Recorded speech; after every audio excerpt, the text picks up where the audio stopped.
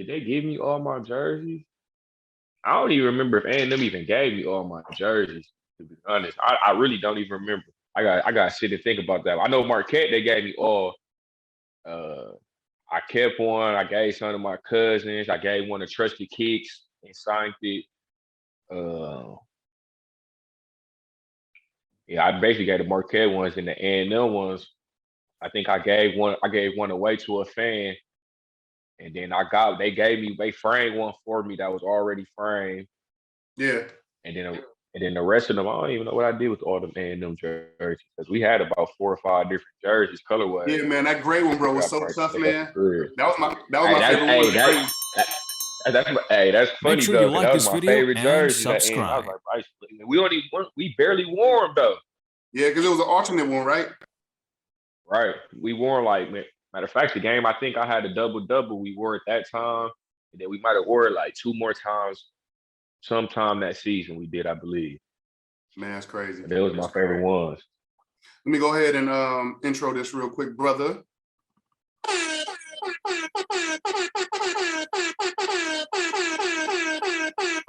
New viewers, welcome. Returning viewers, welcome back to Baseline to Goal Line. I am your humble host, Alan Colbeezy Colburn, and we back for part 2.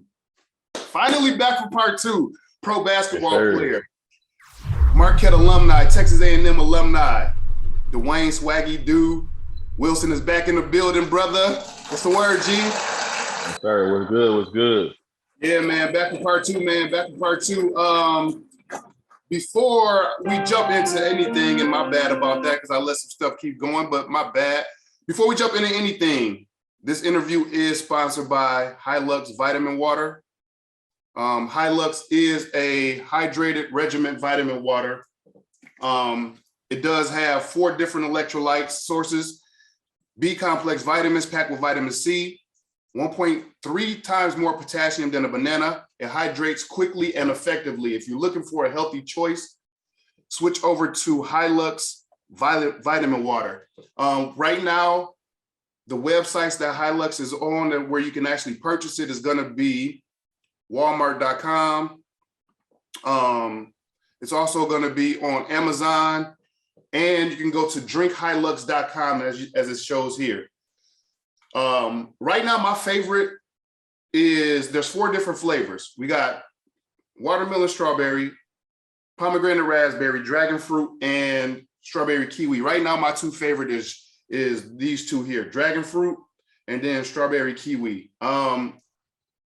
Watermelon strawberry is good too, really good. That's a close second. I'm still trying to get the feel and the taste of the pomegranate raspberry, but they're all really good. So if you shop at Hylux.com, drinkhylux.com, and if you use the code HYDRATE, you get 10% off. And right now we're in the process of actually building my discount code, and you'll be able to use my discount code to check out too, to get a discount on anything that you purchase from the website. So once again, if you want to switch over to a more healthy vitamin water, switch over to Hylux.com. Shout out to Mark Harris for putting me in position, and shout out to Kelly Winfrey and the rest of the crew over at Hylux for helping me with this sponsorship deal. It's really appreciated, man. Shout out to y'all. So yeah, I got my Hylux right here. You see the raspberry pomegranate in the background. Keep that on screen for Hylux. I do got me some wine too that I'm sipping on. It's a little bit early, but so what? I got me some wine that I'm sipping on. And what you got, bro? Did you get anything? Man, I do got some wine. I probably have to pour me up a little glass or something. So I got me a little bit of white wine myself. Normally I drink this wine called Jam Jar, which is an African wine, but normally I drink the red one. I'm trying the white one right now is actually pretty decent. So I know you got some wine too, some Chardonnay. So what we're gonna do is we're gonna toast to, like we always do, to life, health, wealth, and last but not least, sports talk. Salute. Salute. And let me go ahead and crack open my Hylux. Matter of fact, I'm gonna send you some too, Duane. Let me know what flavors you want. Need some of that. I'll send you some for sure. So, man, listen, where we left off, bro, the last time, I just want to get to this real quick and just show where we left off the last time. This is where we were. They really beat your body down. So, going into Marquette, if anybody know Buzz Boot Camp. Buzz Boot Camp is I'm laughing because I done heard this several times from bikes. It's insane. It's insane, bro. But even before the boot camp, the individuals, It's insane. You hear individuals, you like, oh, it's basketball. No, it's not basketball individuals. It's like, it's technical stuff. Like, we doing cheat steps. So, like, you got to cross over, show your hands, and shoot a weird way. Like, everything is fast. If you don't show your hands, it don't count. You got to run. And you got to you got to make a certain amount of shots. It's all mental stuff. But it's like. We got PTSD talking about this. Do conditioning and do all that stuff. I'm like, yeah, that might work for Jimmy Butler and some of them dudes, Jay Crowder, but it's like you got dudes that was like highly recruited. Them kids, they was junior college kids, you know what I'm saying? So like they no diss to them either, but it is what it is. Right, exactly. You know what I'm saying? So like it's different when you got top recruits coming out of high school, you know what I'm saying, that was recruited, highly recruited. They used to like, I'm thinking like, I'm finna come here, we finna work on what I need to work on, and I'm finna get lead. Mm-hmm. We come in, we doing all this conditioning, and like the boot camp, that stuff, they was beating up my body so bad, I damn near broke my leg. And the thing is, I told Buzz and them that something was wrong with my leg. You know what he told me? Get your ass on that line and keep running. Like, I'm telling them, going to the trainer every day, like, something wrong with my leg. Like, I'm dinner in tears in there, like, I can't run. Like, this shit getting out of hand. They waving me off, like, you gotta finish the boot camp. I finished the boot camp, but I'm on one leg at this point. Right, yeah, so yeah. I complete the boot camp and whatnot, so we get to, like, the first week of real practice. That's, like, October. And it's like, it gets to the point, like, I can't even sleep at night because my leg is in so much pain. Wow. So it's like, it gets to, I go to the dude, like, bro, like, take me to the doctor. Like, I had to real life, like, get on that with the trainer. Like, take me to the doctor. I'm not playing with y'all. Like, something really wrong with my leg. So they take me to the doctor. That's when it's a short fracture and it's a femur. And he was like, basically said, like, I was a few more steps away from breaking my whole leg. So I'm like, bro, I told y'all a month ago something was wrong with my leg. Y'all ignore the signs. Y'all want to be on this mentally tough, trying to make it seem like I'm weak. And like, you know what I'm saying? I wasn't mentally tough enough. And I'm really telling y'all something wrong with my leg and something come out. That's going on, right? I got some shit going on. So, that was like a 2-3 month injury. It's one of them injuries where you got to let it heal on its own. It's no surgery or nothing like that. You can't do nothing. You can't do shit. You can't do nothing. So, I went through that, and I'm thinking when I come back, I'm gonna be right back playing, and like Buzz was the type of coach where his loyalty was to the guys who've been there longer. So he want to get it's nothing wrong with that when you a junior, senior, but when you a freshman, sophomore, you like, I'm ready now. I want to play. Right. I could have went here and played and been doing my thing. Arizona, wherever. Yeah. Exactly. So let's pick it up, bro, from right there, man. Let's pick it up from there. So, you said all of that. You ended up sitting out. You was, not necessarily complaining, but you was talking about how you could have went to all these different places. So mentally, where were you? Like, where were you at mentally at that point in time? At that point in time, mentally, I dinner was checked out. At that time, I'm 19. I just turned 19. It's like the first real adversity that like I'm going through, like as my freshman year at college going on. So it's like it really ain't too many people to talk to. I didn't trust the coaching staff. I couldn't go talk to them. And, at the time, I really just had Deontay, my boy Juwan, and John Dawson, the other freshmen. And them was the people, I was been into or, who had my back. But, man, it really was a tough time. I just took I tried to channel that anger and that frustration and put it into my therapy and to get him back. Or what? And I can't. Go ahead. No, I wasn't. Go Oh, ahead. that was something else. Oh, Yeah. I think I came back around like December because we played Wisconsin, and I was real hyped up. I thought I was gonna actually be able to play. I got cleared to play, but Buzz was like, I don't want to throw you in that fire. You know what I'm saying? You ain't played one college game yet, and at this time, I think Wisconsin was a top 25, and I believe we pretty much was either top 25 or top 35, somewhere in that range. But What was he didn't throw me. I was going to ask you, what year was this? This was 2014. So this was 2013. No, 2013 going into 14. So for you, as far as like where you are, freshman, sophomore, what was it? This was my freshman year. Freshman year, right? Okay. So he didn't want to throw you into the fire because he felt like you weren't ready or whatever for Wisconsin because of some bullshit that he was trying to spill to you or whatever, right? So go ahead. I'm sorry, I cut you off and you was going. So keep going. So I didn't play the Wisconsin game, but I'm back in full motion of practice, practicing every day. And then we had like one more game before like the winter break. It was one of them mid-major teams, just an easy coast game where everybody gets to play.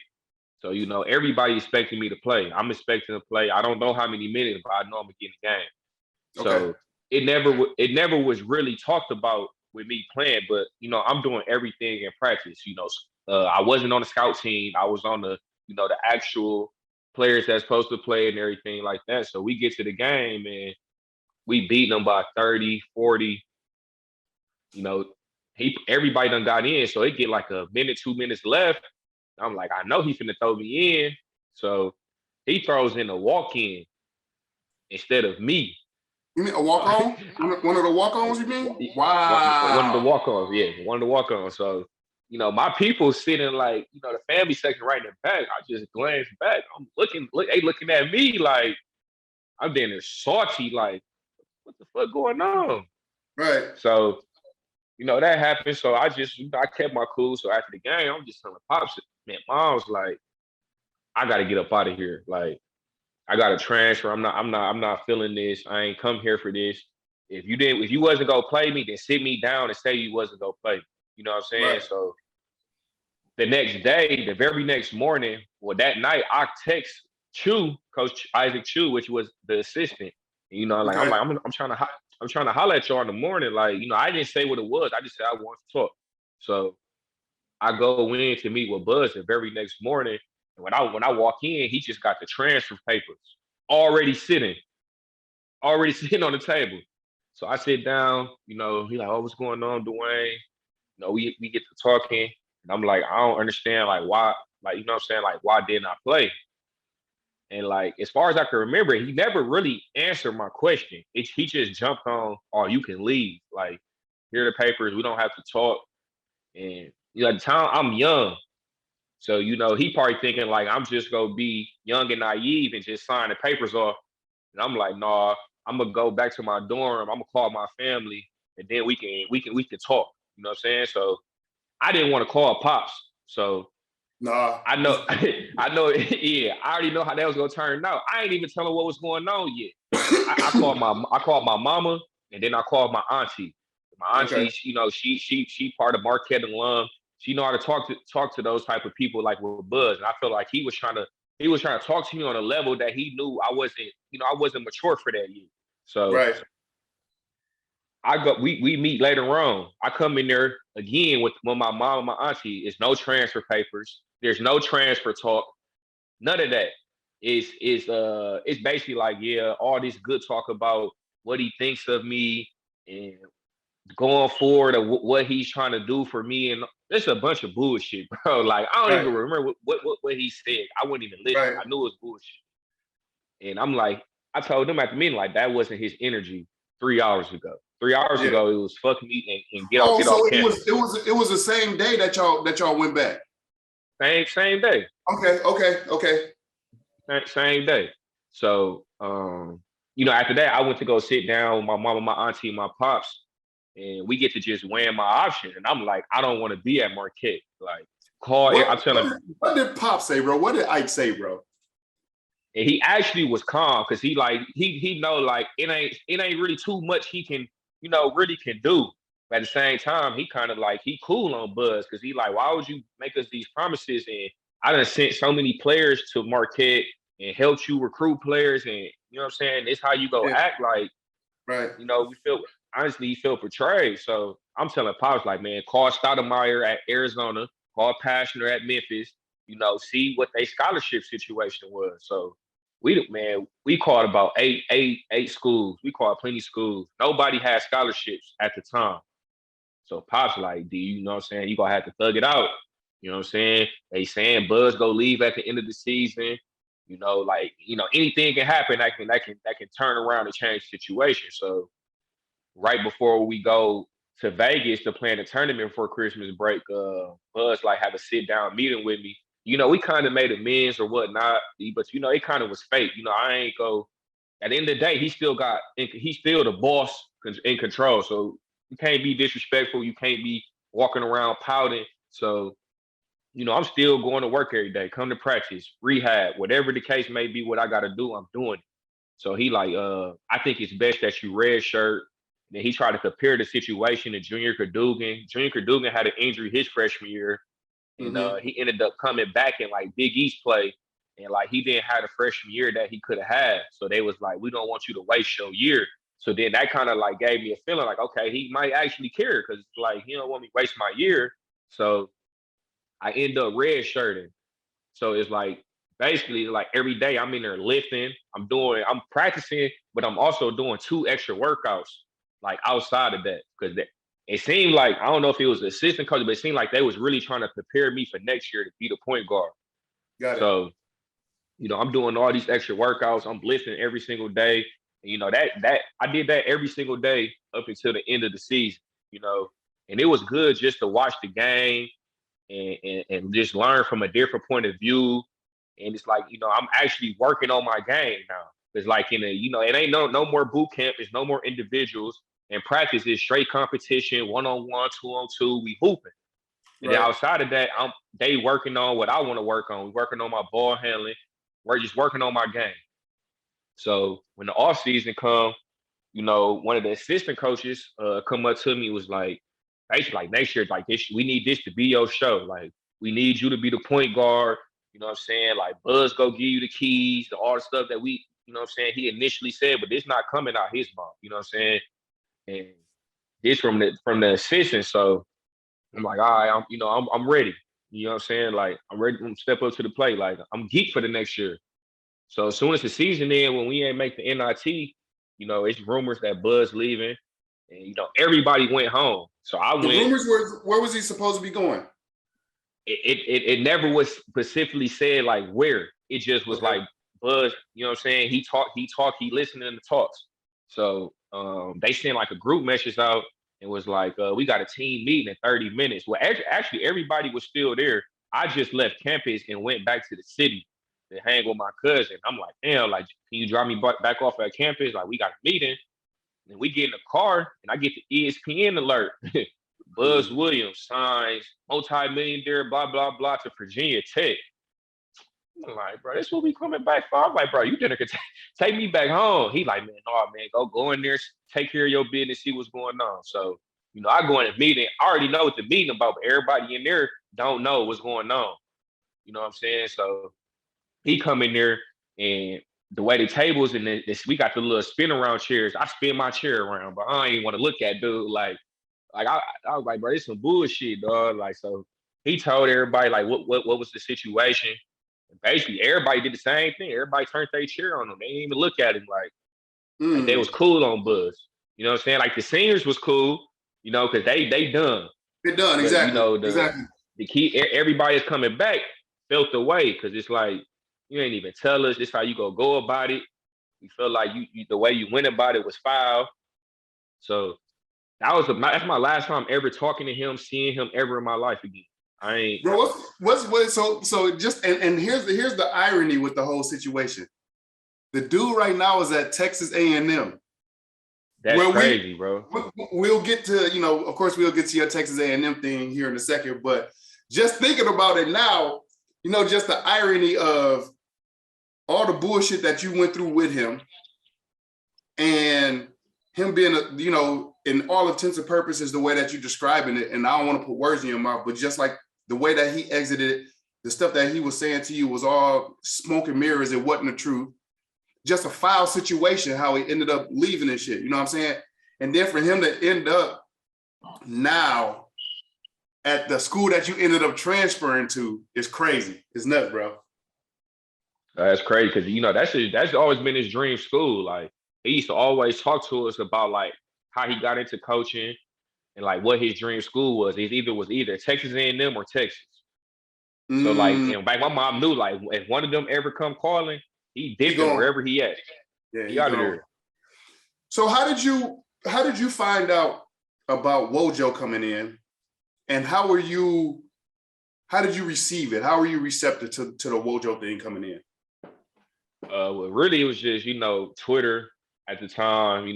People they always tweet like Marquette close in talks with. It was between Wojo, Shaka Smart.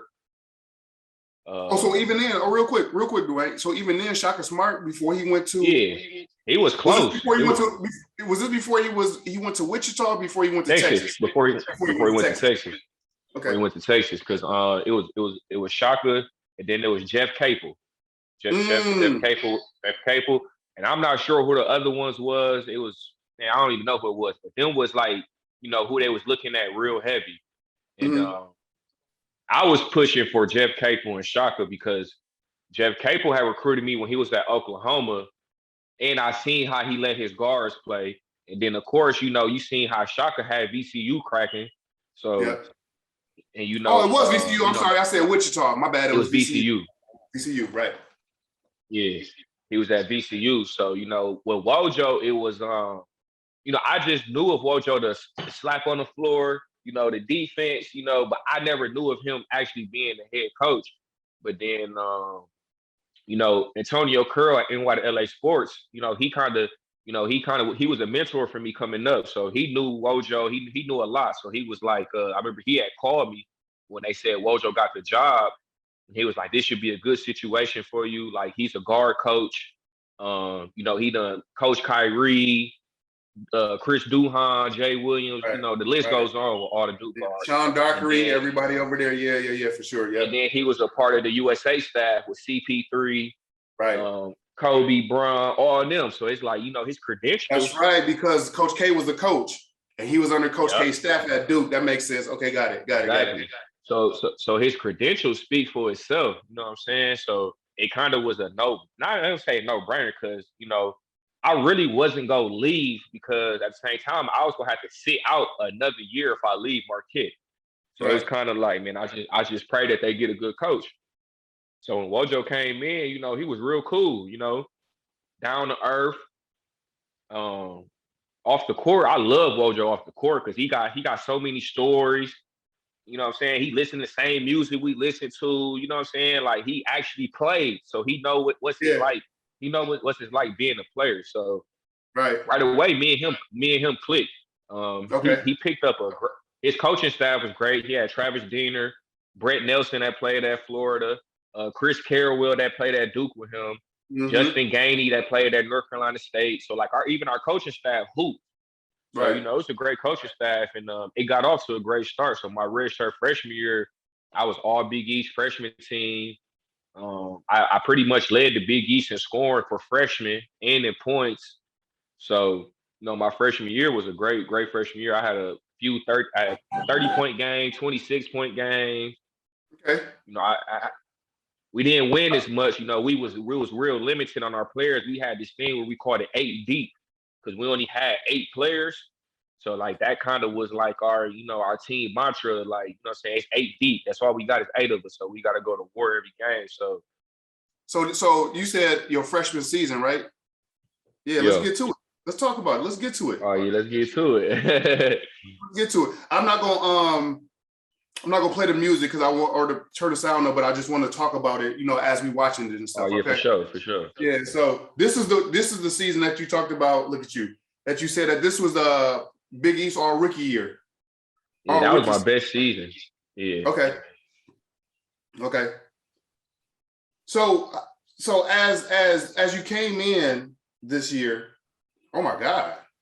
As you came in this year, how was Wojo letting you rock out?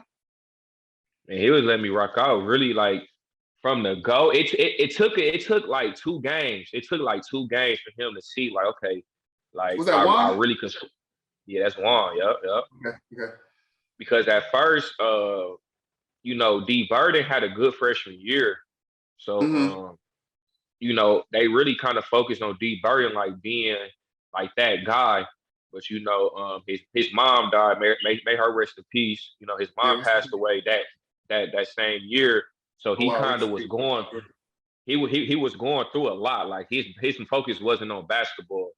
Right. So then we had Matt Carlino, but then that kind of like opened up for me, like to really like showcase my game. Cause I really don't remember like what game it was. I really broke out like that. He just out of nowhere, he gave me a chance. And like once he put me in that lineup, like it basically was over with. Like I was hooping.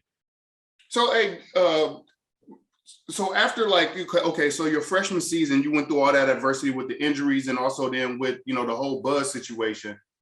What type of confidence was it kind of shaken? Was your confidence shaken a little bit going into that initial season, or did you still have like the utmost confidence in yourself? It kind of was shaky. I really didn't know what to expect. I ain't know, like I just knew I had a chance because first off, we was limited. Todd Mayo was gone. So it's just really just me and Juwan. So it's like either way it go, I'm gonna have to play. We only got 8 or 9 dudes. So I'm Okay. gonna have to play. You know what I'm saying? So it took me like 2 games. Like I think we played Ohio State with D Russell and them like one of our first 2 games. And when I first got in, I think I had like 8 points or something like that. But I kind of was nervous. Howard State was like top 5 at that time. Right. They had Shannon Scott, D'Angelo Russell, Yeah. the kid from Chicago with the hops. They was loaded. So like that was like my first game. But then we went out to Florida, the little Orlando at the Disney World joint. We played like Georgia Tech, Michigan State, Tennessee. That was my coming out party. The Michigan State Tennessee game. I had like 17 on Michigan State, and we almost beat them. And then I had 30 on Tennessee in the third place game on ESPN. But that was like when Wojo like kind of came to me. Like he used to come to me before the games and was like, just go off. Like literally would tell me that. So when you got a coach that's telling you like just go off. It's like, a contrast between it's a huge difference between the shit that Buzz was saying to you and then what Wojo was saying to you. Yeah. So let's go back for 2 seconds. I got 2 questions I want to ask you. And I just want to put this in perspective, especially for people who because your story got so many layers, bro. Like you dealt with a coach that didn't necessarily believe in you. It seems as if. Then you come into a situation where you have a coach that's coming into a program that didn't recruit you, right? And then like all the different adversity. So my question is, how did you feel about the uncertainty of Wojo didn't recruit you? You get what I'm saying? So it was almost like you didn't know what to expect, number one, right? But then number two, even to the point where now he's instilling this confidence in you. So it's like, okay, I know he didn't recruit me, but he's instilling this confidence in me to get me to this next level or try to get me to this next level. So I guess what I'm asking is this. Initially, when he came in and you knowing that he didn't recruit you, he was still like opening his arms to you and being receptive to the point where he was expecting you to do big things? No, most definitely. Like that's one thing about Wojo. He believed in his young players. Like, I mean, you can even see it when Marcus and all the other young dudes came in. Mm-hmm. Like he give his young dudes a shot. You know what I'm saying? Because I mean, at Duke they win with young players. You know what I'm saying? So like his belief. But Duane, you don't think it was a little bit different because And I'm asking because, yeah, you was the young player there, but you wasn't his recruit. You Right. get what I'm saying? Like, and But that's what also, I'm. he really didn't have a choice. He really didn't have Got a it. choice. Like, Got it. who That's else what I was do getting who to. else do we got? Because Right. like I said, we had team motto 8 deep. So it's like somebody got to step up. Somebody got to, you know. And I stepped up at the right time. So you know what I'm saying? It was my turn at that time. I had my run. So, you know, like, you know, as we went on, you know, it flipped. But, you know, at that time, I mean, he had none of his recruits. You know, it's just the guys that was left over. So it's like, what player do we got on this team that can provide that spark, the scoring, or, you know, my role at that time was scoring. So who can bring that scoring spark for the team? So at that time, it was me. So, you know, he rode with me that year, and, you know, I produced. So that's how I kind of look at it, because I really didn't look at it further down the line. I just was worrying about right here, right now. You know what I'm saying? 'Cause I'm like, okay, you know, it ain't nothing but a bunch of young dudes on this team. Like, who else gonna step up to the plate? And he gave everybody. No, go ahead. I was like, so basically, he gave everybody their opportunities, but it's just like, if you go, you know, you go show up when your number get called. Because I guess, you know, in all intents and purposes, prior to him getting there and the whole situation that was happening with Buzz, you had 1 foot in and 1 foot out anyway. Like, you didn't know what you wanted to do. You get what I'm saying? Right. So it's almost like you needed that. And correct me if I'm wrong, but from what I'm getting is, it's almost like you needed that confidence to get reinstilled in you, because it's almost like it seemed as if Buzz kind of like shook your confidence a little bit, saying the bullshit that he said. Definitely. And then with the injuries and stuff that you were sustaining during that time, it was almost like you was in flux, like you didn't know what the hell was going on. You get what I'm saying? No, yeah, I get that. And that's, you 100% correct, though. That's what it was. You know what I'm saying? Like, I had to, I mean, at the time, Wojo and them had to earn my trust. You know what I'm saying? So, like, that was his way of earning my trust. But, like, I told him what my problems was with Buzz. You know what I'm saying? I told him what Buzz used to say, how he would treat me. You know what I'm saying? He did the complete opposite. You know what I'm saying? Which is me. I say complete opposite. He put that battery in my back. You know what I'm saying? Got it. He believed in me. You know, he encouraged me when I felt discouraged. You know what I'm saying? Like, when it was games where, you know, I had freshman slumps, you know, he still telling me, shoot, keep shooting, shoot, be aggressive. Like, you know what I'm saying? Hearing those type of things from your coach at anything you do, from your boss, that's going to make you work so much harder. That's going to make you attack every day.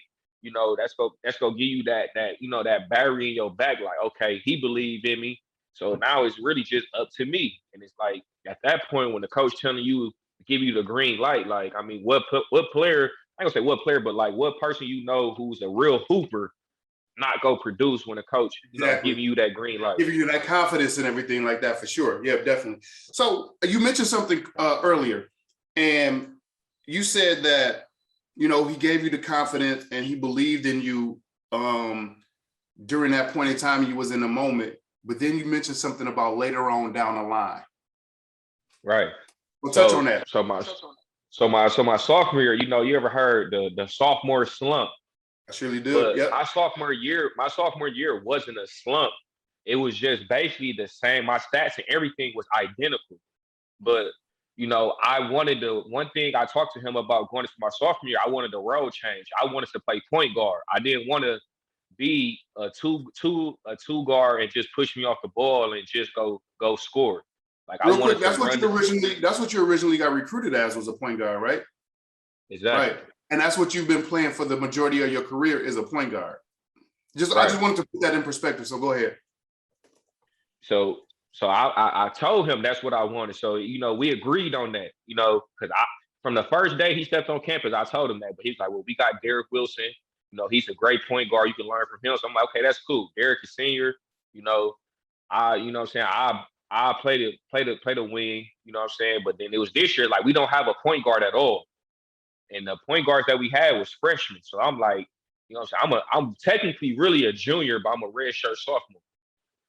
So, you know, I'm like, man, you know, doors wide open. So that whole year, you know, I played point guard. We went to Italy for a foreign exchange trip going into my redshirt sophomore year, and I averaged like 18 to 10 the whole. We had played like 6 games. I averaged like 18 to 10 out there.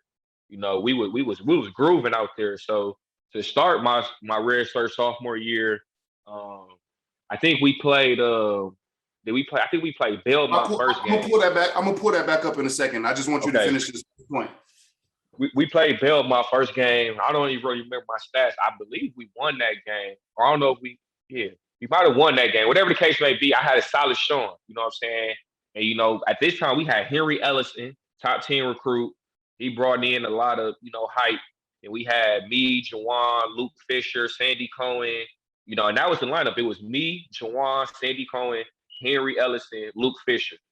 That's a decent starting five. Solid, real solid. So after the Belmont game, Wojo called me in the office, and the freshman class was Anif Cheatham, Henry Ellison, Matt Helt, Tracy Carter, Sakara and them.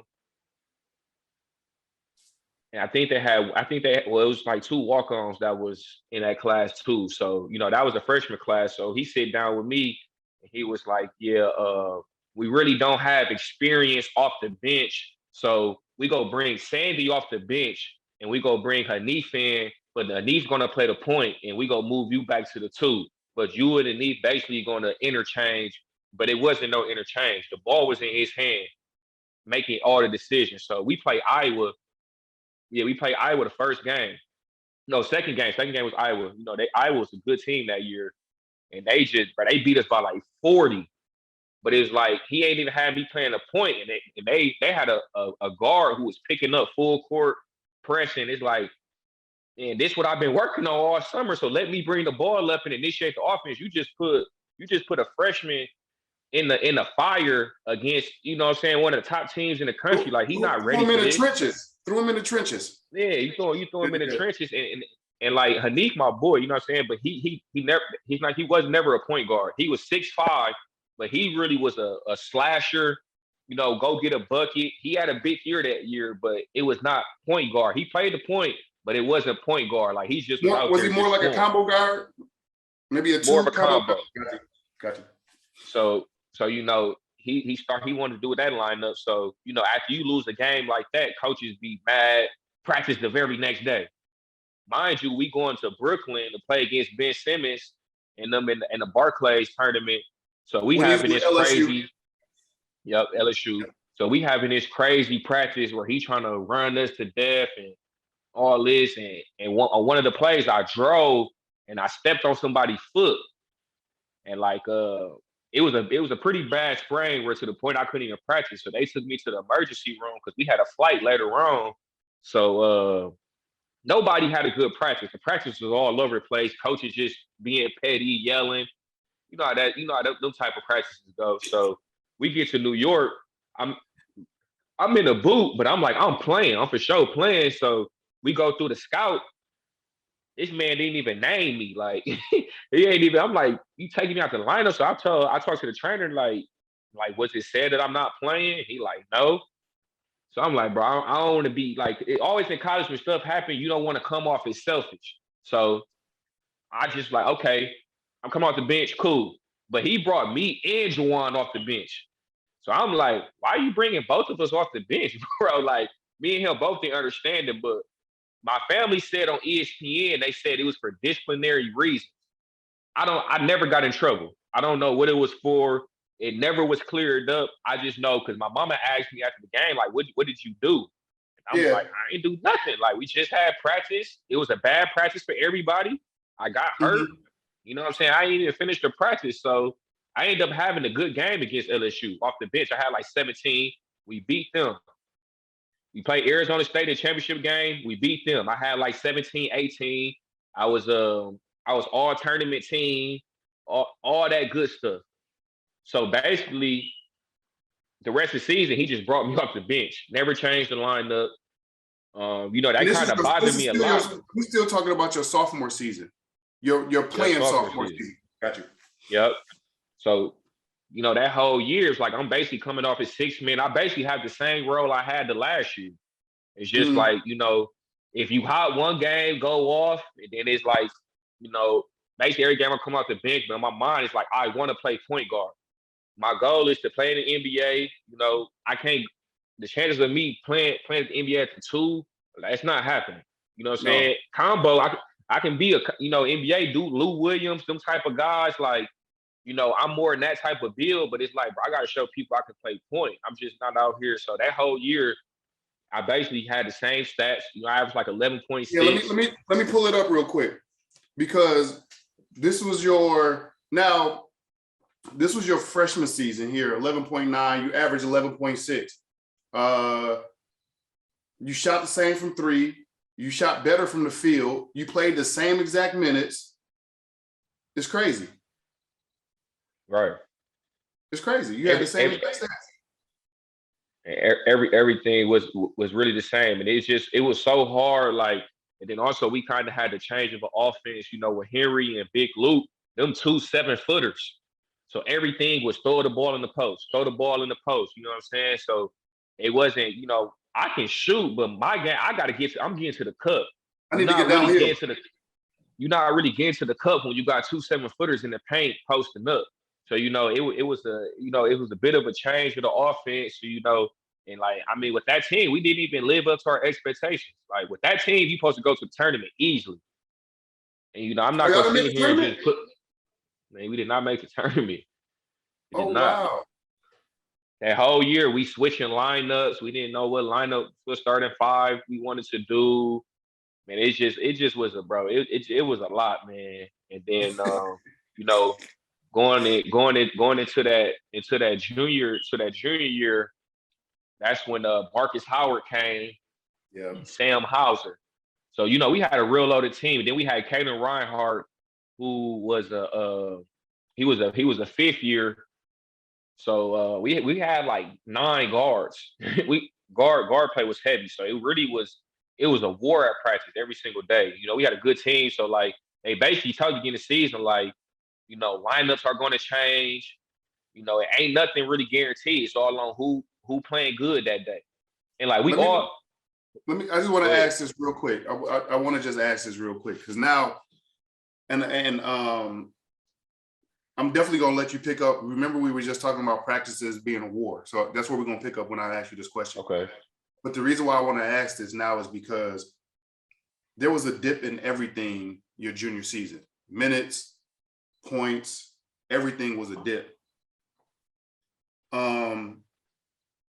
Was it because now Wojo has his recruiting class coming in with the Marcus Howards and everything?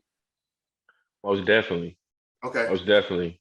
Okay. And, you know, word on the street was he had promised the kid Hanif, mama, that he would play him at point guard that year before that. So that's why he played point guard. So when they brought Caden Reinhardt in, you know, Caden Reinhardt older. So, you know, the boys, they talk. Right. So he telling us, like, yeah, Wojo said, I'm going to do this. I'm going to play this. And we like, they told you going to play point guard here? Like, that's news to us. Like, you know what I'm saying? Like, and that's the thing about college. Like, for all the, you know, younger kids that's going through this or the process and will go through the process, like, these college coaches go make promises to certain kids. Like, they may make them to you and not live up to it, like Buzz did with me. And then they might make it to these other guys. And you wonder, like, why he playing over me? Because he promised his mother or his grandmother or his AAU coach that he was going to do this. So, you know, that was another issue. So it was kind of like they had to get Caden off. You know, like, when stuff wasn't going right for Caden, they will do whatever to cater to him. So the BS started early that junior year. We had a scrimmage in Indiana against Dayton, a private scrimmage, where I played 10 minutes. Like, I literally got in there, maybe first half, a little bit second. And mind you, in practice, I'm one of the hardest workers in practice. I'm picking up dudes full court. I'm one of the captains. So, you know, as a captain, you got to bring it every day. Talking, get in there, everybody going. They're looking at you for leadership. Yeah, exactly. Exactly. So, you know what I'm saying? So, you know, that means so every day I got to be in tune with practice. So it's like I'm not having bad practices. So I'm like, I'm saying back, like, well, I'm not playing. Like, I don't understand. Like, I get it. We got a heavy rotation. You know, we got a lot of guards. But it's like everything they doing besides Caden and Drew and Marcus, they shoot at a clip that I'm not shooting at. I give them that. But defensively, I'm the best on-ball defender. I can get to the cup, and I'm a proven scorer in the Big East. You know what I'm saying? Like the year before, they had me projected second team all Big East. I forgot to mention that, but they had me projected Your second team sophomore season. Coming into the season. They said I was gonna be second team all Big East. They had me at all because I went to the Big East, the little pre-conference thing where you go to New York and they talk about who go win player of the year, first team and second team. I just want to put it in perspective, Duane. This is probably coming off your freshman season because you was all Big East freshman team, right? Exactly. So they had you pegged as making at least a leap to becoming like at least second team your sophomore season. Okay. Most definitely. So, I noticed the BS was starting early with, not playing, but like, they would keep throwing it in there like, well, the next game you might play 30 minutes. I'm like, all right, bro. Like, y'all not gonna, feed this bullshit to me. Like I peep, I see what's going on. You know what I'm saying? So that whole year, it was like, man, I'm playing 10 minutes a game. I'm the last guy off the bench. He'll literally put me in just for defense. Like, we'll play like we played Seton Hall. They had the kid Desi Rodriguez. He's like 6'7", 220. I'm guarding him. I'm 6'2", 185. Right. But the thing was, I was the only person who actually could guard him. So like certain games where they needed somebody to shut down somebody, and if I'm doing a great job defensively on that guy, I will play the whole game. But offensively, I might not even touch the ball. I'm just out there. But defensively, I'm out there picking dudes up, gotta guard dudes in the post, just doing whatever it takes for me to get on the floor. So that year was my sacrifice year. That's what I call it. I call it my sacrifice year. And we was winning games. We beat Villanova when they was number 1 in the country at home. I had like 13, 11 points that game. I played like basically the whole game because he had no choice but to play me because my energy was like bringing so much energy to the team. It's like, I got to leave him on the floor. And it got to a point where I just understood what my role was on that team. So, I wasn't pouting, complaining. Of course, behind doors, I'm upset. Of course. I'm talking to certain coaches. I'm asking why. It was certain games. Let's look at it real quick. What did you want to bring? This is the post. This is after Villanova. In that late run. I just wanted to bring energy. My role, come off the bench, play defense, make the right play, and plays just start opening up. I feel like it started off on the defensive end. Coach put in 13 1-3-1 zone, and that was really effective for us tonight. And we just played tough. I got them queued up for you, bro. I'm nice. It's so funny you ain't even know I had this queued up. I feel like tonight that was a huge step for our team, is maturing as a team and not giving up. Yes, most definitely. Bro, 12 years old, man. And, we had number 1 team coming in Tuesday, and Coach always preached. He played at Duke. Coached at Duke. He played in the games against number 1 teams in the country, and he always told us he wanted us to get that feeling to beat the number 1 team in the country. And I don't really know how to feel right now. I'm excited. I'm still lost. What's going on? What was it like being on the court when the fans came on? Just kind of take me through that experience. Man, it was crazy. They rushed. You always, as a kid, you always watch that on TV. They rushed the floor. I was on the stands like Mike. I was on the thing like Mike. Everyone wants to stand on the thing and have the fans ready. That's funny. It was a great feeling, just to have all the fans. I got pictures and everything. I was geeked. Through the second half, they helped us a lot on the defensive end with cheering and being loud. After these 2 enormous wins, do you feel this is a different team than the one that started this season? Yeah, most definitely.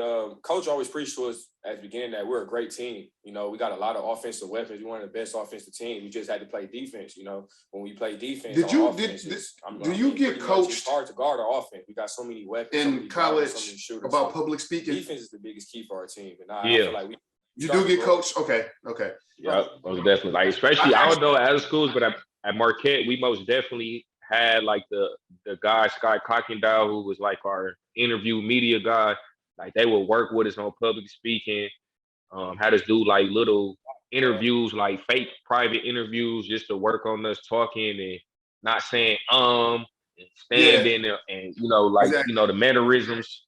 So it's two reasons why I asked that, because of this interview, not even necessarily just this interview, but the interviews that I've seen from you in the past, high school.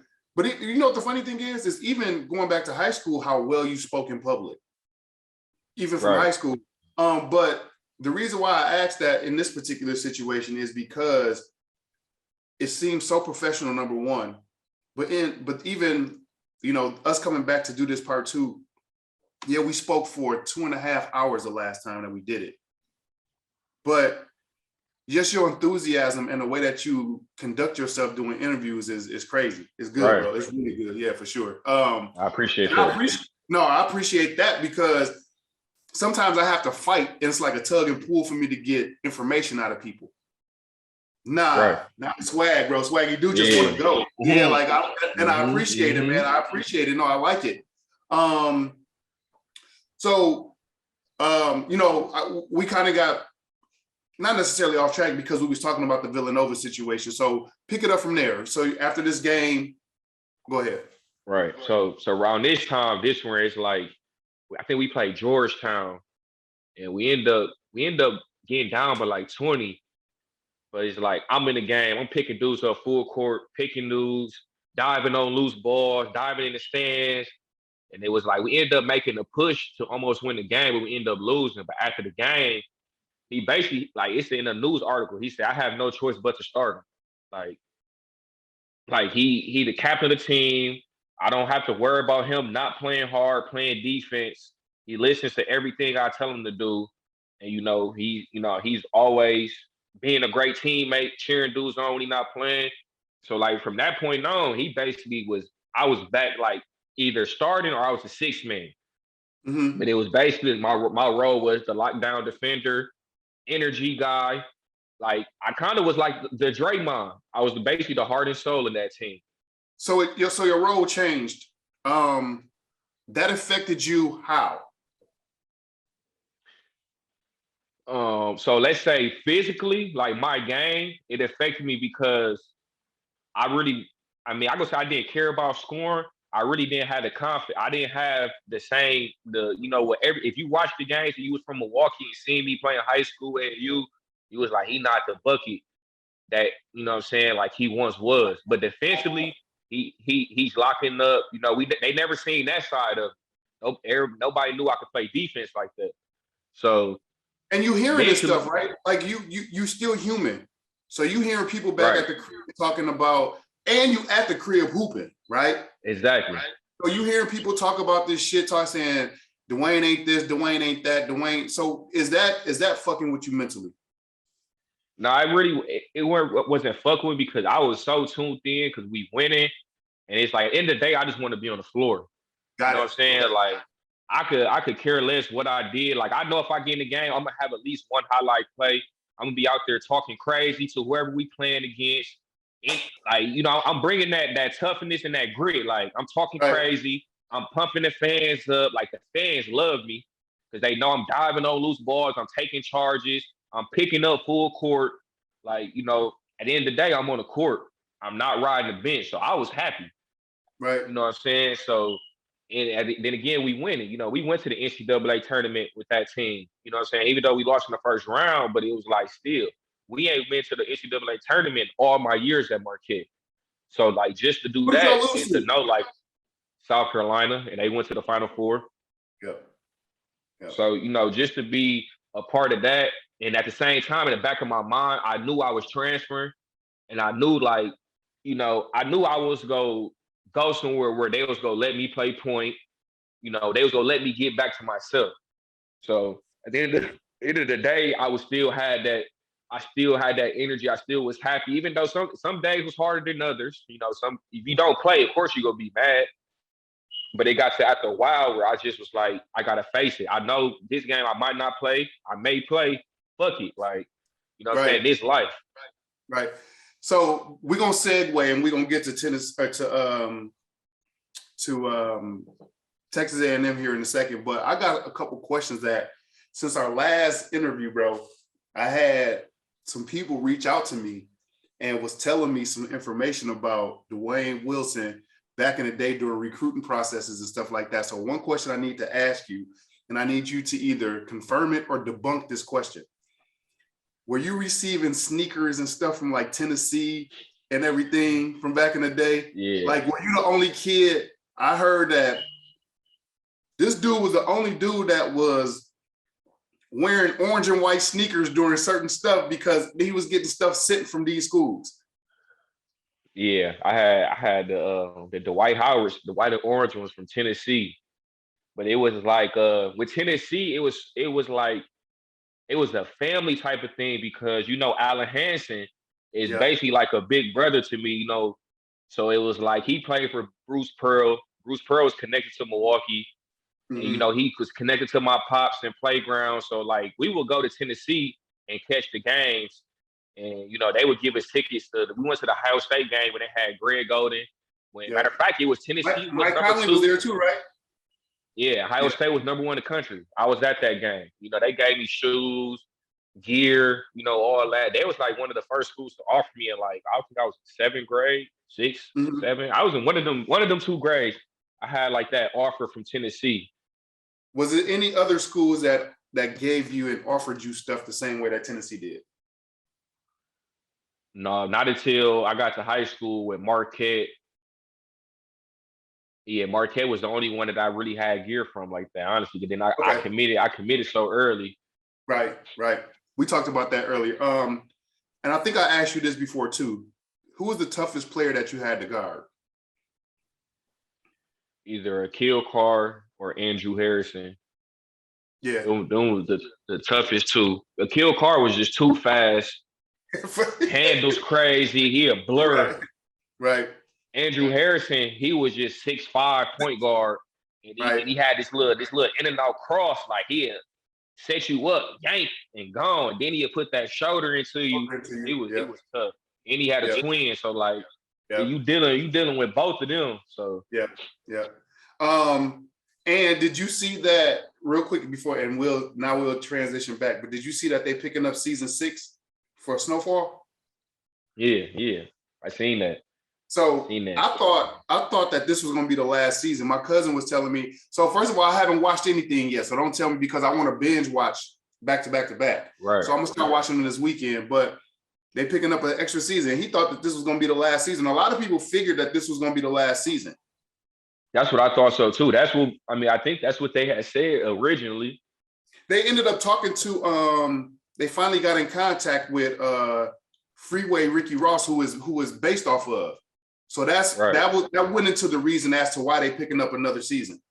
Yeah, I seen that too though when they said Freeway Ricky, saying they got in touch with him, he gonna be helping out. So all right. So you knew you were transferring. What went into your decision as far as like the schools and the process in making this particular transfer, and why did you ultimately choose Texas A&M? Really, I was just looking for a school with an up and down pace. So really, I was looking at SEC and the Pac-12, honestly, and then Big 12 too. And I was looking where they needed a point guard, where they had other I wanted to play with athletes. Like that's one thing. Like Marquette, I played with shooters. I wanted to play with some dudes I can go throw the lobs up to, and I wanted to play with some inner city kids, kids that's more come from my background more. You know what I'm saying? So I was looking at those type of schools like that, and them stuck out for one. Isaac Chu, the coach that recruited me at Marquette, me and him, we had a good bond when we was at Marquette. Like I knew, what I'm saying, he gotta at the end of the day, he gotta listen to his boss. So there's only so much that he could do. And he used to hit me up after the games all my years and be like, keep your head up, I'm watching, keep hooping. How Kobe doing? Checking on my family, my son, making sure everything was cool. So we still was talking, and halfway through the season, I'd be asking him how y'all doing? He was like, man, we got a bunch of talent, but what I'm saying, we don't got a point guard. So I'm like, damn, that shit crazy, you know what I'm saying? So then when that time got to coming around, he like, man, we still ain't got a point guard. We do, he a freshman, but he not really ready for what the schedule we trying to build. He not ready for that. He got to get molded. So he like, man, I'm telling you, like, Coach Kennedy will give you the keys. You got Big Rod Williams, Tyler Davis, them first round draft picks, like, you know, like SEC. Then he was like telling me the schedule that they playing. We played West Virginia, USC, Arizona, Kansas. That was a schedule non-conference. was crazy. Yeah, the non-conference. So the schedule crazy. So I'm like, yeah, okay. So, you know, I took a visit right off that. Like, soon as the season ended. Because real quick, Duane, I just want to put something in perspective, and I'm sorry that I didn't mention this before because I love when you get to going because I can just let you go. Once again, I said it, but because after you ended up graduating from Marquette, and at that point in time, right, you were able to pick and choose if you wanted to stay with Marquette or if you wanted to go somewhere else as a postgraduate. Yeah. Okay, got it. Right, and then nobody even know that I was transferred. At the end of the NCAA tournament, they asked me like, yeah, so what are you going to do with your 5th year? I'm like, yeah, I'm coming back to Marquette, you know, because I ain't even really, my family knew I was transferring, but like we didn't, you know, put it out there that I was leaving. So, you know what I'm saying? I ain't even say nothing. So then what happened was Caden Reinhardt went to Wojo like ASAP and was like, yeah, I'm finna go back to Cali, get ready for the draft instead of finishing grad school. So I was telling my pops, like, fuck all this waiting shit. I'm finna go holler at dude now. Like, I need to get this off my chest. Like, it was like heavy on my heart. So I went to go talk to him. And, you know, I just was like, I basically told him, like, I want to transfer for my 5th year. He asked me why. Everything that we talked about throughout this interview with that happened with Wojo, I brought all that up. I feel like I was being mistreated. I wasn't playing the minutes that I should be playing. You cut my minutes down to half. And he got to saying, like, well, we had a loaded team. I understand that, but I feel like I still should have been playing at least 20, 25 minutes. No excuse. And he agreed, you know what I'm saying? Because he was like, I mean, you did, you know, you played your part. And he was like, you don't think with all these guys leaving this year that you wouldn't fill their role? And I'm like, I do, but I feel like it should have been that way this year. Why do I have to wait? Right. I did my thing my first 2 years. Why wouldn't you try to get me out of here and then try to get the younger guys out of here then or whoever? Like, first get me gone because I started this shit. Like, I was one of the first players under you who was killing. So get me to where I need to go instead of you put me back. So, you know, it wasn't even like a bad meeting. No, it was just a man-to-man talk. It was a man-to-man conversation. Right. You know what I'm saying? He respected it to the fullest because, like, he respected me. He knew what type of kid I was. And he knew, like, what I did here at Marquette. Like, I never showed bad attitude. I never, what was an issue or cancer on the team. So, you know, he respected my decision. The coaching staff did. Like, they still let me use the facilities, you know. But, you know, I was working out with my trainer, Luke Meyer and Von McCoy. And, like, I didn't have to go to Texas A&M until July. So, like, I really got to, you know, I changed my shot because I was releasing the ball from, like, above my head, which I feel like that's what my shooting percentages was so down. And I brought it like to the side and then releasing it, like, when it gets to my nose, releasing it. And I really just was drilling ball handling because, you know, I knew we was going to play West Virginia first game. You know, Press Virginia, they picking up. So, like, I'm just working on Huggins is there at this time, right? This is with Bobby Huggins and everything, West Virginia or Press Virginia. That's right. Yeah. Was Carter there? This is when Carter was there? Okay. Yeah. Okay. Yeah, we're gonna get to that story. Javon Carter. We're gonna get to him. We're gonna talk about that one. But then, so that whole summer, I basically got to finally work on what I needed and wanted to work on. Because in college, like, you necessarily don't get to work on what you want to work on. It's what's best for the team. So, you know what I'm saying? So by the time I got to A&M in July, like, you know, I feel like I'm playing my best basketball. So, you know what I'm saying? I came right in. I gelled right away with them. You know, like, it was a real young team, a lot of sophomores and freshmen. It was me and one other senior that was, like, the upperclassmen. And I had to really, like.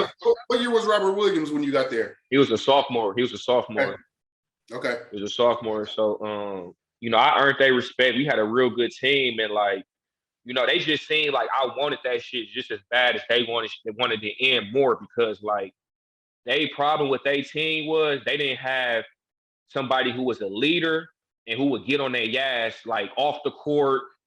And you know, I'm calling dudes out. You know what I'm saying? You ain't doing something you ain't supposed to be doing. What is you doing, bro? Like, get in the gym, go to study hall. And they ain't never had that, so they respect it. But they knew I'm 23, so like you know I'm grown. So like it's a little different. So you know we clicked right away. Like first game we played West Virginia out in Germany, and this game we didn't have Rob. He was suspended for some off the court shit. So we went to Germany to play them, and our coach, Billy Kennedy, was like, in practice, he had 3 dudes guarding me. He was like, that's how much pressure Javon Carter put on the ball. Like, I'm in practice, we got 3 walk-ons. I'm like, bro, I can't get around 3 people, bro. And like, our little walk-ons with some bulldogs, like them little short, stocky look, and they play D for real. So I'm like, bro, you expect me to get around 3 of them? But like, it prepared me to when I got with him. Like, when I seen him, I didn't even see him. I literally only could see our offense. Like he just was there. So let me ask you this though. Him as a defender, is he as irritating as all the stories and shit that I hear though? Dog. Fucking crazy. Okay. Yeah. Like you really gotta get in his shit the same way at first. And then he kind of like, okay, I'm not picking him. Like the first few plays, he grabbing me, pulling my jersey, hand checking me, and I'm just bringing the ball up, no turnovers. We partying, and we beat them by 20. And after a while, you can see the pressure kind of calm down. So he's like, I know I'm not going to take the ball from him. He not turning this bitch over. You know what I'm saying? So it was like, and we end up beating them by like 25, 30. You know, we threes, lobs. We doing whatever. I think I had like 9 points and like 6, 7 assists and 0 turnovers. You know, that just was a solid game for me. I ain't really need to do too much. I just need to get everybody what they needed. You know what I'm saying? That's why I was like, I really just want to show people I could play point guard. Because like a lot of people like, oh, he can't. He just one-dimensional scoring. I can really get the offense, move the ball. So they was like, I think they was ranked ahead of us. We was ranked like 16, 17. So, you know, we ended up partying them. Then I think we went to New York, the same tournament for Marquette and Barclays. We played Oklahoma State first. I had like a decent showing that game. I had like 10 points, 9 points, and like another 6, 7 assists. And then we played Penn State. So now prior to that Penn State game, everybody back at home like, bro, get a bucket, like go score. We want to see you score. I'm like, bro, do y'all see who I got on my team? Right. Rob Williams was a first-round draft pick. See, here's the thing, man. People don't understand. They just, if you're a casual basketball fan, you don't know the small nuances that go into the game and how to understand pace, understand who you got on your squad, understand who is. They always want to just see you score. And if you're not scoring, you're not doing shit. Right. That's how people look at it. You get what I'm saying? Like if you ain't scoring, you ain't doing shit, which is crazy. But go ahead. I'm sorry. I needed to vent for a minute. My bad. No, you got to say that because some people don't understand. And the crazy thing is, this coming from people who actually hoop. You know what I'm saying? I'm like, bro, first off, Rob, first-round draft pick. At the time, DJ Hogue was the first-round draft pick. He had 6'9", 2'3", and shoot. Tyler Davis was on draft boards. We got like 3 dudes on draft boards. So it's like, I'm finna get them the ball because that's gonna make me look. That's how I'm gonna get on that motherfucker. You know what I'm saying? Like, you gotta play the mind game with this shit. They want to see that. So the Penn State game come and they had the kid Tony Carr. He tough from Philly. He had like 20 on us on the first half. I think I probably had like 6 points going into half, but it was like start the second half, nobody was scoring. I'm getting dudes the ball, nobody doing shit. So then it's like, all right, now it's time for me to go get this motherfucker. I think I finished with like 22 and like 7. But I ended up taking over the whole game and just get to getting buckets. And everybody was like, and Neil was like, bro, I ain't know you could score like this. I'm like, bro, it's a time and a place for everything, bro. That's why it's like. So you wasn't showing that in practice? You weren't showing like your scoring? Oh, wow. Like I get buckets, but most time in practice, like I'm just throwing them lives. I'm trying to run the team. And then if it be like, I'll score like I'll run off and get like 4 or 6 points. You know what I'm saying? But like I had went like 12, 14, like 14 points consecutively. Like every time I'm down, I'm going to get a bucket, get into the cup. And it was just like, that was probably like my second best game. at A&M, but it was like you just seen like the team was just, everybody thought was gonna lose the game. And it was just right there. It was like I'm being the big brother. You know what I'm saying? Big bro go step in when emergency comes. And that's how I looked at it. Okay, we need me to take over. That's what I can do. But at the same time, I can get the team involved. So, we end up winning that one. And I also was like MVP of that tournament. So like I'm actually at that tournament, they said like I'm the only player to do that shit off 2 different teams, win a championship and get like MVP. So like I got the MVP of that. And, we rolling. We played like some other little mid-major teams. So then we go play USC out in LA. So USC was like top 10. I think we like 12 or something like that. Who's on USC at that time? They had Jordan McLaughlin. He was like, he played in the league. I think the other guard was like Ari Stewart. He played overseas in the top league. And then they had the kid. He played for the King Summer League, the African kid. And then they had another dude. He was on the draft boards, but he ended up not having a good year, and that kind of hurt him. Everything was like Carson, Ben Carson or something like that. They had a loaded team, big dudes. Like they matched up perfectly with us.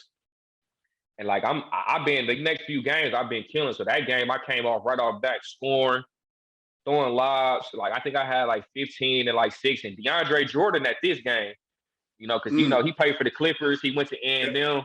I just remember like I ain't really showed the bounce yet either. Like it's been a few games at home. I missed a few dunks. So I know Tyler had got a rebound and threw it down. And coach in the scouting report, he was like number 30, the Stewart kid, like 6'6". He was like, he good at running down shots, blocking them. I'm like, if I catch him on the break with me, I'm dunking him. I catch it with the left, dunking. That changed the whole game. After that, it was over with for them. That was like they had that shit all on the little highlights, like one of the like top plays, but we was like on the road, bro. We beat them by like 14, 15. And then we played Arizona with DeAndre Ayton. They had Big Ayton. Is he the number 1 pick that in his draft? Yeah. Was he? Yep. He was the number 1 pick. Yeah. So we had played against them. I had like 14 and 15, a good showing. Only thing is I missed the game winning free throws. I had the 3 that went in and out for game. He fouled me. I missed the 3 in and out. I made 1 free throw, missed 1 free throw. I had a real good game. You had to miss the last one. Had to miss it. Yeah. That's crazy. And the crazy thing is, we'll come back. Go ahead. Go ahead. I was crazy because when I missed that free throw, like the coach came to me, he was like, you go get the same opportunity, so it's gonna come back. So like later on, we played Auburn. They was like number 8 in the country. Same situation. They ain't lost at home yet, none of that. But this one I had the ACL. My ACL was fucked up. So, I ended up hitting the game winning free throws of that game for us to win the game. So it's just like crazy, like, how it came back full circle. Yeah, it came back full circle. It always come back full circle. Hey, so how was the competition for you going from A&M in the SEC as opposed to the Big East? Completely different. Yeah, because you got Kentucky, you got Auburn, you got Texas. No, you ain't got Texas. No. Yeah, Texas Big 12. You got Florida. Go ahead. You got Florida. Mississippi State, Georgia. Ole Miss. Ole Miss was there. Ole Miss. Who else was in that? LSU. Georgia, right? LSU, yep. Georgia, LSU. Alabama was decent. That had Sexton. I got a crazy story for that game too.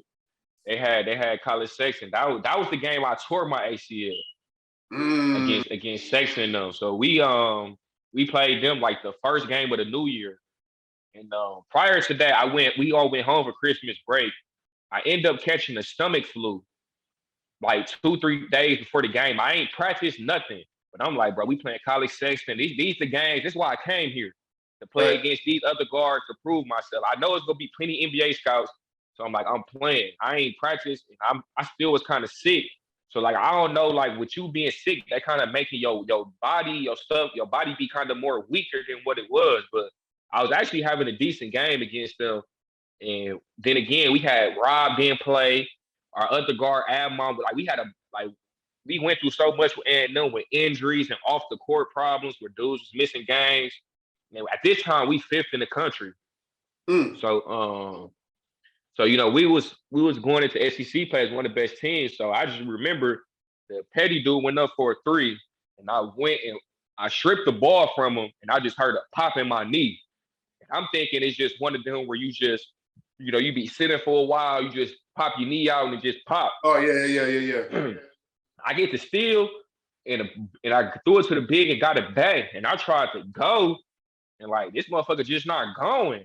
I'm just like, hold the fuck up. And I just gave him the ball and just laid down. I'm like, bro, something wrong with my knee. So they took me out the game and they do the little wiggling stuff and he like, something loose.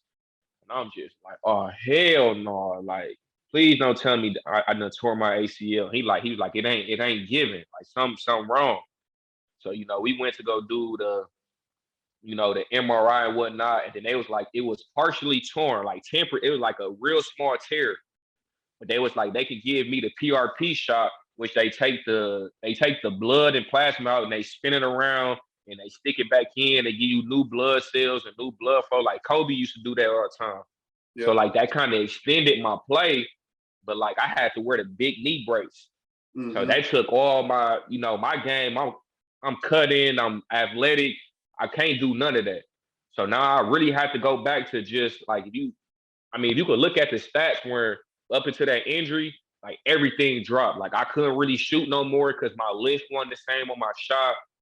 Some games my knee would feel good, sometimes it wouldn't. So it was just a struggle. Like every game I'm playing, we didn't tell nobody though because we didn't want teams taking advantage. The scouting report, for real. Yeah.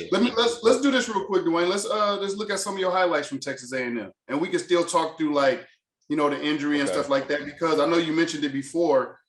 You know, we were first of all, you mentioned that this was like the best time that you had playing college basketball was at Texas A&M, right? Yeah, I was having fun, bro. Fun. At Texas A&M, but then you you mentioned this like in the tournament.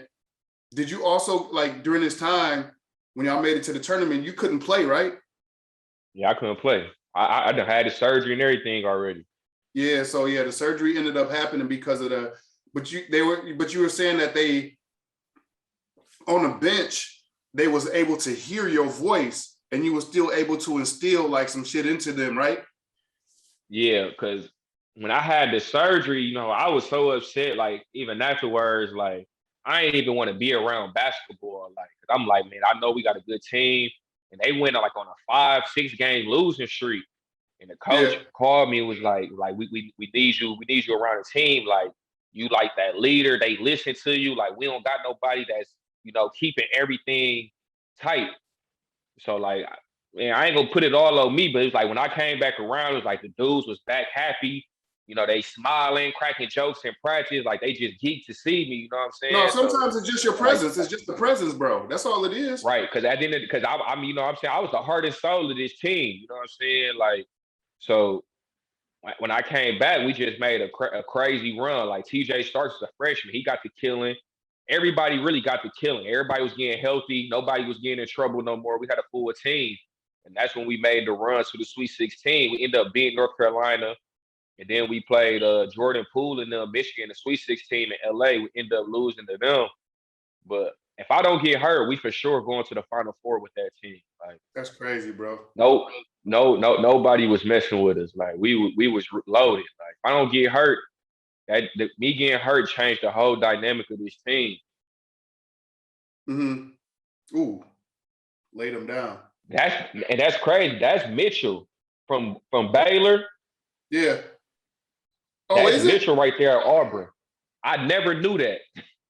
I seen a picture on social media. You talking about Mitchell that ended up. Oh yeah, he did transfer. Yeah, he transferred. Wow. That's crazy. It's crazy. That's how stacked the SEC was. The SEC they had so many guards, athletes, bigs, like loaded. So, you end up. First of all, it was rigorous. How was the recovery from this latest injury from the ACL at Texas A&M? Yeah, it was tough. like the hardest shit I ever went through in my life, for real. And it's Yeah. like at the same time, I'm dealing with mentally, I'm depressed because it's my last year. I want to play in the tournament. I want to make a run, but then also the NBA draft. You know, that's the whole goal. I'm nowhere. Like I think if I don't get hurt and we, you know what I'm saying, we do in the tournament, I for sure got a shot maybe in the second round, or for sure I'm on somebody summer league training camp team. You know what I'm saying? So I knew it would have been something like that. But with me being hurt, I can't do nothing. And the ACL is basically you rebuilding your whole leg. Like it Yeah. took me a full 10, like 9 to 11 months to like get back to 100%. And like even then, like I tried coming back early, went around like 7.5. I went to Italy, went to a few little places, and they wouldn't clear me to play. Like they was like, man, you're not supposed to play until 10 or 12 months. You Yeah. know what I'm saying? Like even the G League, I was in the G League for a minute with the Celtics G League team, and they wouldn't even let me practice because they like, we don't want to take that risk, and like you should really go back and rehab. So, you know, mentally, at first it was hard, but then it's like you get to the point, you get to telling yourself, like you think about everything you done been through, where you done played, like why give up now? And you done made it this far so already. So like Mhm. keep going. But at the same time, it's like what kept me motivated is like seeing other dudes that tear their ACL. Like Jabari Parker, when he played for the Bucks, you know, me and him is close. We was the same class in high school. I used to kick it with him when he was with the Bucks. So like I seen him go through the process when he tore his ACL. And I seen him, I've been playing against him since we was 10. He He ain't did it never been twice, right? bouncy. Yeah, he did it twice, man. That's Yeah. fucked up. Yeah. But the first time he came back, when I tell you this man was looking like LeBron, like head in the rim, dunking, like he was at Marquette looking like a real man. Like he coming to hoop with us, abusing us. But it was like this fresh off the ACL. So I used to be just thinking like, I seen how he came back off the ACL. I know I can, you know, my bounce go come back. If not, it's gonna come back way more bouncier. My strength go come back. And it's just like I'm working on my game, but it's just at the same time with ACL, you got to be patient because it's like it's a long process. You Yeah, know what I'm saying? exactly. You can't rush it. You gotta be able to sit down and let it really recover because you got to think longevity. You can't be thinking like short term, like oh I got to hurry up and get back. Because my Nah, you thing can't do was that I now. was I was in a rush to I wanted to make some money. You know what I'm Right. saying? Like I got a son. You know what I'm saying? So I'm like, I gotta make some money with this hooping stuff. So like I was trying to get back, not, you know what I'm saying? Like my therapy, I was busting my ass in my therapy. I'm doing extra stuff. I'm in the gym all the time. Like I'm doing what I need to be done, but it's just like you can only do so much as your body lets you. Like it's all on how you let your body heal. Um, where are you currently playing? I'm currently playing in Holland. Okay. Just want to put stuff in perspective. So you're currently in Holland. We spoke. How is the season going so far? And from my understanding, you sustained another injury. Yeah. Season been going great. You know, it's been a few up and downs as far as winning. You know, we in a tough league with some tough teams, and the team I own, we not like they don't have the biggest budget, which means by money wise, where they can get the best players. You know what I'm saying? They in my situation, I set out last year, not because of myself, but because of COVID. It was hard. It was hard for a lot of people to get jobs. And overseas, it worked like if you sit out a year, that basically put an asterisk next to your name. So you Mhm. go get paid less. You're not gonna get the same job. So I had to take this job just to get back to where I was trying to go. So you know what I'm saying. So we not one of the best teams in the league, but as far as like the coach letting me play my game, letting me hoop, I've been doing that all year, leading the league in scoring. Now I'm like 2 or 3 in scoring, but I mean, I'm not really just thinking about, oh, I got to get this like in that. It's just, when I was in Germany, I led the league in scoring all year too, though. But you know, it's been an up and down year. But right now, I just had a little sprained ankle, and one of the tendons is like partially torn, but a healing process for that is like 6 weeks. So right now, it's like we kind of day to day seeing how how I react and how I feel. Like, of course, I'm not gonna rush nothing because we only got 4 weeks left in the season and then the playoffs. So I'm kind of trying So to you just want just to be see how back I for the feel. playoffs. You want to get back healthy for the playoff situation. Exactly. So and I for sure would be healthy by the time the playoffs go. But it's just like now it's kind of, just work rehabbing, getting the ankle all the way back to 100%, maintaining my shape, just really just retuning my focus and getting back on the court. Like I'm gonna get back on the court for sure, but it's just the process right now. No, I got you. How and I don't need any figures from you, but how is the pay over there for you right now? It's pretty decent. Okay. I'm making a good amount, like close to like 30,000 for the whole year. So it's like with the thing with overseas that like I think a lot of people really don't understand. It's like this shit is really like a grind, bro. Like if I would have came out of college with no injuries, I for sure probably would have been 80,000 to maybe 100,000. But just off injuries, like when me having that injury, they automatically kind of like, I don't know what it is. Well, overseas, you get injuries, they kind of just be like, oh, he probably not gonna be the same. Or if you just basically just sit out a year, they kind of downplay you. You know what I'm saying? You have to take a low contract unless you played in the NBA already, or you play somewhere high already, and it's like, okay, you kind of basically gotta prove yourself. Got you. You know what I'm saying?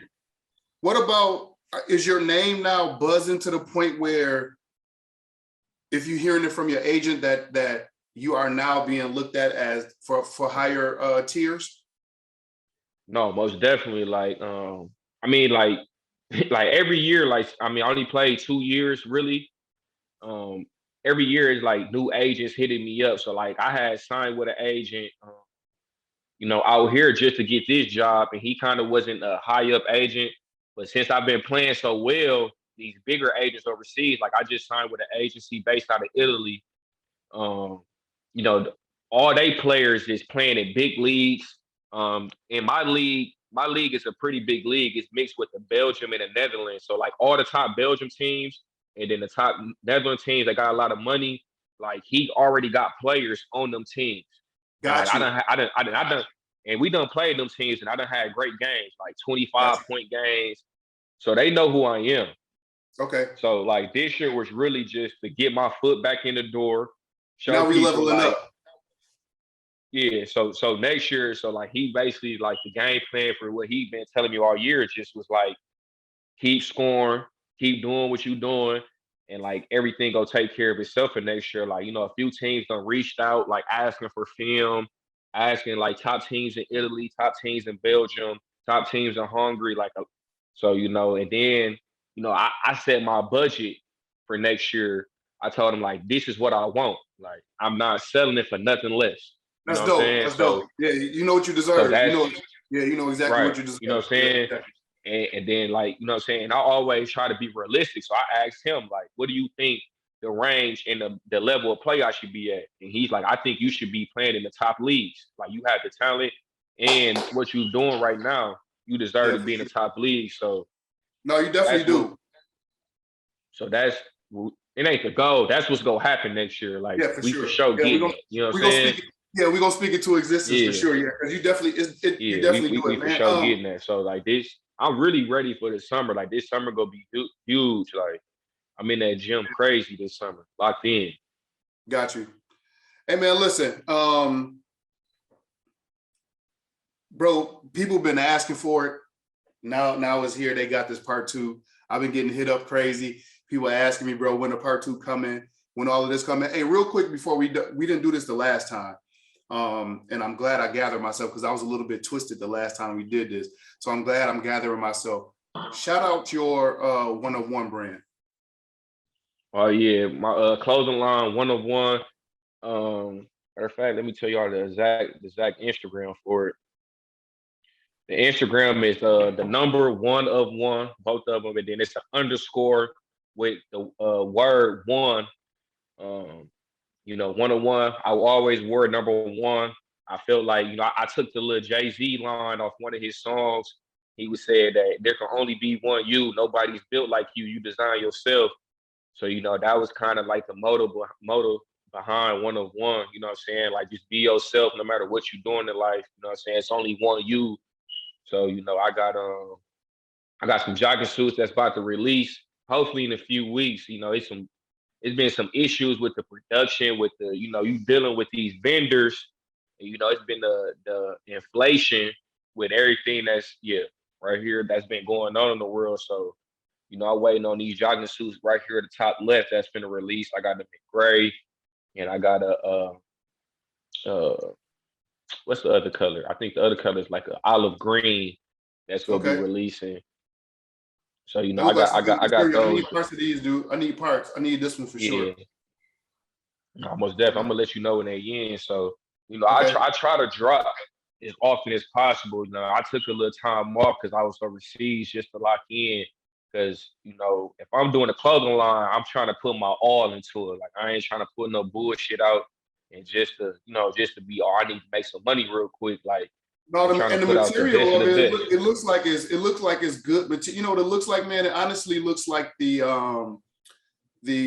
traveling or the practice, the warm up suits, like the NBA No, for players have. sure. Yeah, okay, And the thing is, like what made me with the clothing line, it's like I'm close friends with Lou Williams, and I used to go around him in the summers to Atlanta, and like I would notice, like he was like, we'd be trying to go buy like the Gucci tees and all the designer shit for $500, $600, and he like for what? I could go get me a polo tee, same material, and get $40, get a 4 or 5 pack. Like, you know what I'm saying? And I really put that in perspective. I'm like, everybody spending $500, $700 on a tee when you can get you a vendor. I can make that same shirt, that Gucci, Givenchy, or Versace order making. You can make the same shirt. You know what I'm saying? And it's yeah, nowadays it ain't too many black ownership. You know what I'm saying? Also. So like got that's you. another thing, like black owned businesses, with the clothing line, I feel like I got like the platform. I know a lot of NBA players. I'm overseas. I can, fashion out here is ridiculous overseas. So you know what I'm saying? Like, why not? And it's Exactly. also working on life after basketball. The ball stop bouncing eventually. I love it. This I was shit gonna ain't get forever. there. Talk about it, bro, because I was Yeah. gonna get there. I love Yeah. it. I love it, man. No, with me going through all them injuries and just like COVID, like this shit can stop at any time. And I seen a lot of dudes throughout my whole life, like, just lose passion for the game. It don't work out for them. And they not doing nothing but still in Milwaukee. They still woulda, shoulda, coulda. You know what I'm saying? Instead of, all right, let me Hoop go dreams. use this degree. Yeah, let me go use this degree. Let me go call this dude I met in college who got this business. People would be so prideful. And it's like at the end of the day, I want to make money. You know what I'm saying? So that's the I mean, goal, and you know what, man? It's important that you said that, bro, because at some point in time, nobody has gotten to the heights. These billionaires, these multimillionaires, they didn't get to these places by themselves. They had help right, along the way. So, right, and even me trying to build this platform, I'm getting help from people like you. I'm getting help from people like, all the other people that I interviewed. I can't do this by myself. You know what I'm saying? And it's dope that you say that, man, that you say, you need people to lean on, and you ask for help and stuff like that, because like I said before, nobody who is in these power positions got there by themselves. They all had people that right. they needed to help them out. Exactly. Man, listen, bro, I appreciate you, man, for sure. I appreciate the part one. I appreciate the part two even more because of the story that we have for part one and how people was anticipating part two so much. Yeah. Any shout outs that you want to give out before we get out of here? Man, I just want to give a shout out to the whole Milwaukee, Wisconsin, all the hoopers out there chasing their dream overseas. I know it's like the last few months for y'all, lock in, get to that bag, try to get to the championship, whatever the case may be.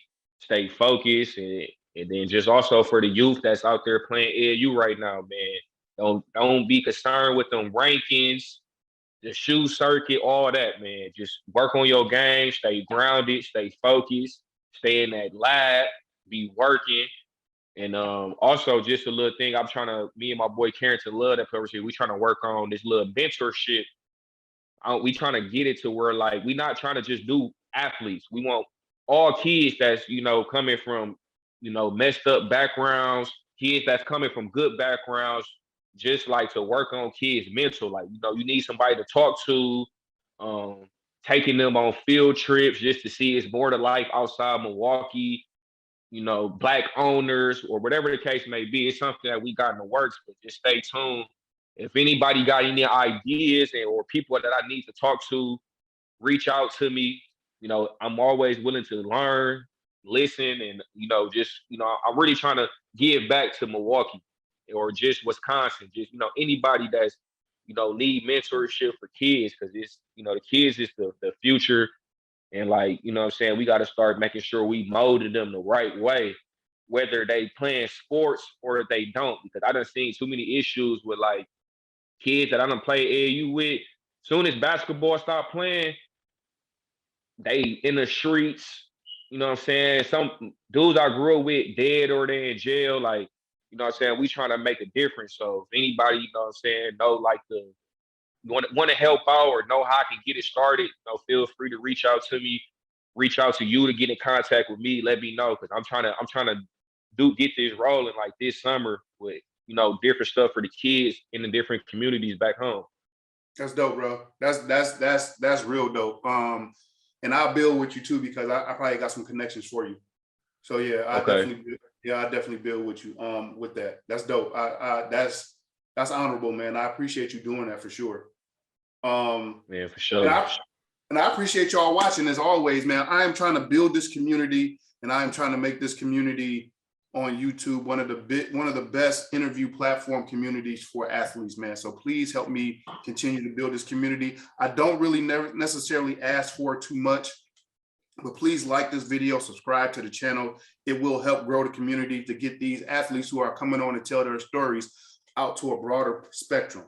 I just don't want to make this a local thing. I want to make this a global thing, and I want to get these athlete stories out to the global, to people who, you know, to nationwide, to worldwide, man, because one person's story could help multiple people. That's what I want to do this for. I definitely want to do this for. Right. I appreciate you once again, Duane, for coming on again, man, for part 2. I appreciate everybody out there watching. Please continue to support the channel.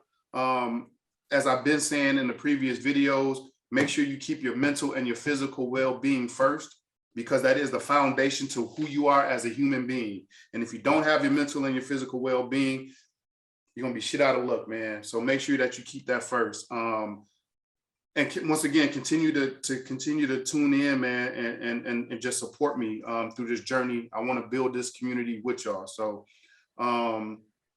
you got anything else you want to say before we get out of here? Man, no, I ain't got nothing else, man. Thanks for having me again. You know, No problem, love man. doing this, being able to tell my story. You know, like man, I told you, bro, the platform is yours. I told you the platform is yours now, bro. Most definitely. You know, that's why I just used to throw out there, because, you know, me and my boy Carrington been talking about this mentorship. So I'm like, we got to get in with the right people. So I'm like, let me go ahead and throw that out there. You know, a lot of people was watching. You know what I'm saying? You never know who watching. They could be calling like, I already got something going. We just need somebody with the voice, you know what I'm saying, in the you know what I'm saying, with the pool and the like the vision to do it. So you never know. Sure. Like you said, you got some people too though. So that's why you never know. Like closed mouths don't get fed. No, not at all, bro. And we'll build about it too. We definitely gonna talk about it. I appreciate y'all once again. I am Alan Cole BZ Colburn. Thanks for tuning in to Baseline to Goal Line. Peace and love.